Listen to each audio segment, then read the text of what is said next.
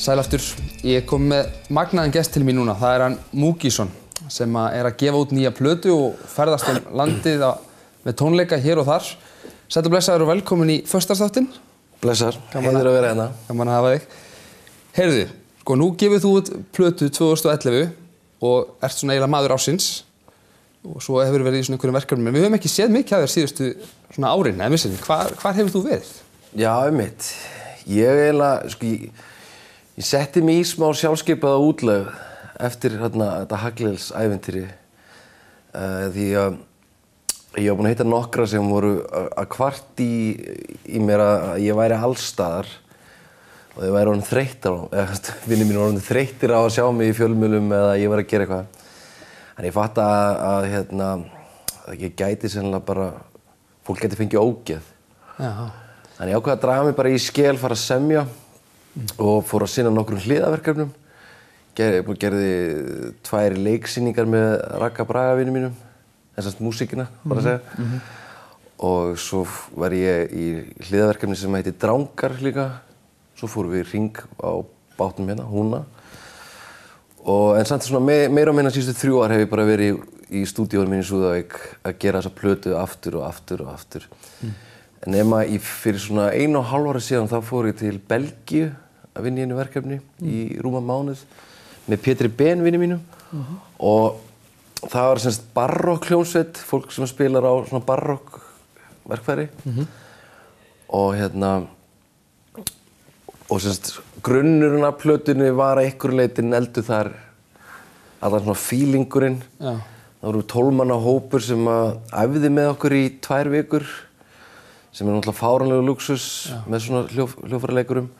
Og þar svona kom eitthvað svona tónn sem mér fannst spennandi. Svona, þú veist, eins og sellóið var 8 strengja, það var bönd á því. Eins og á gítarar er bönd en á kontrabassar er engin bönd. En það var semst bönd hálfa leiðin upp og svo ekki bönd.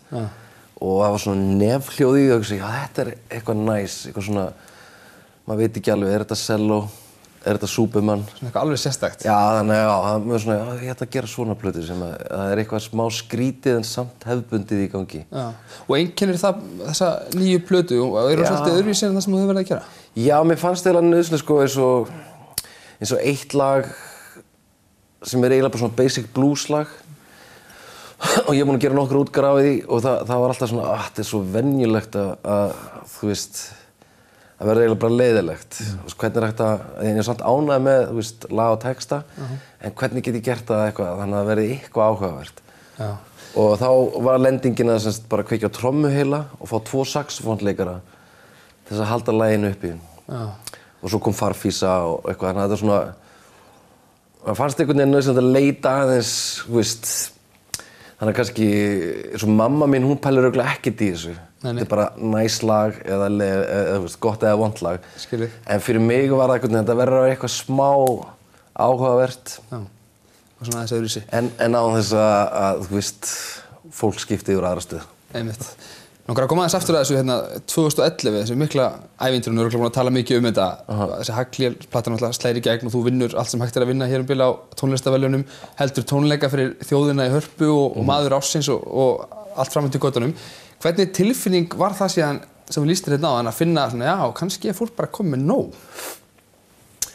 Sko, ég held að líka bara fjölskyldan komið með nóg og svona, það var æðislegt samt. Ég var náttúrulega bara svona miðju í einhverjum svona stormi. Þannig að ég gerði mér kannski ekkert grein fyrir því, þú veist, það var engin tími til þess að hlusta á útvarpið eða horfa á sjónvarpið. Það var bara, þú veist, við tókum 27 tónleika á 2 mánuðum. Ég held að tekið 3 hérna á Græna. Og svo kom ég aftur mitt seinna, þannig að það var... Já, þetta var bara svo mikið, þú veist, þetta var bara svo maður á bara hraðferð.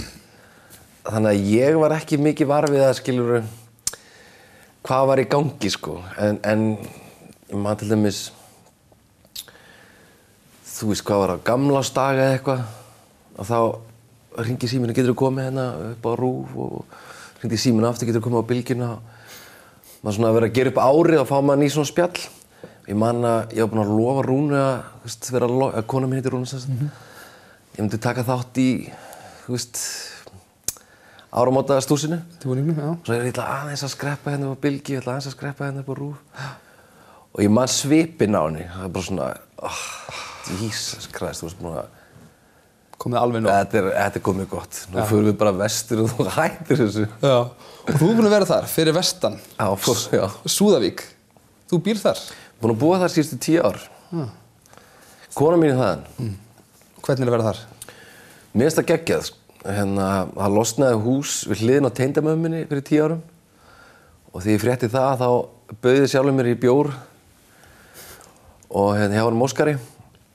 Og svo skemmtun endaði með því að ég keypti húsið og mér finnst það algjör snilld að búa hliðina á Tindó þegar maður er alveg börn. Já, það er mjög hentugt. Ekki að reynda sjálfur, það er mjög þægilegt. Þetta er örugglega besta ákvörðun sem ég hef tekið í lífinu. Nú ertu með þessa nýju plötu. Hvað heitir hún? Hún heitir Enjoy. Enjoy.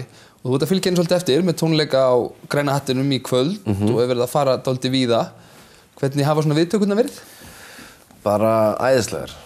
Hún er náttúrulega ensku þessi og er svona, hún er ekkert ógeðslega langt frá stöffi sem ég hef verið að gera. Mér hefur stundum eins og þetta sé svona best of plata samt með nýjum lögum.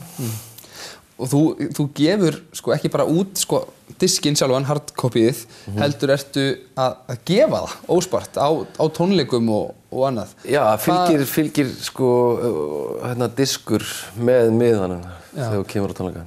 Nú eru margir farin að gefa út bara, þú veist, rafrænt og svona. Hvers vegna ákveður að gera þetta svona?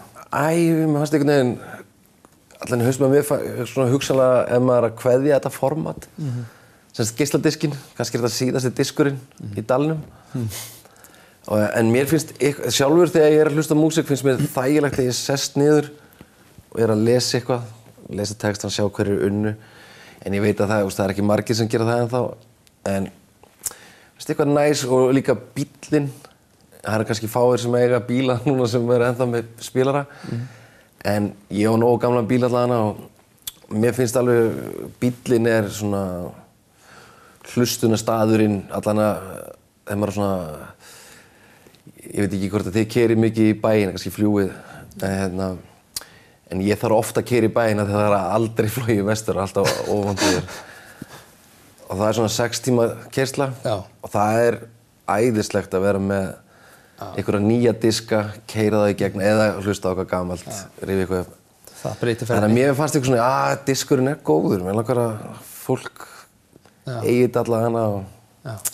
Og það sem er framöndan á þér nú náttúrulega að fylgja eftir þessari plötu, er eitthvað skemmtilegt framöndan?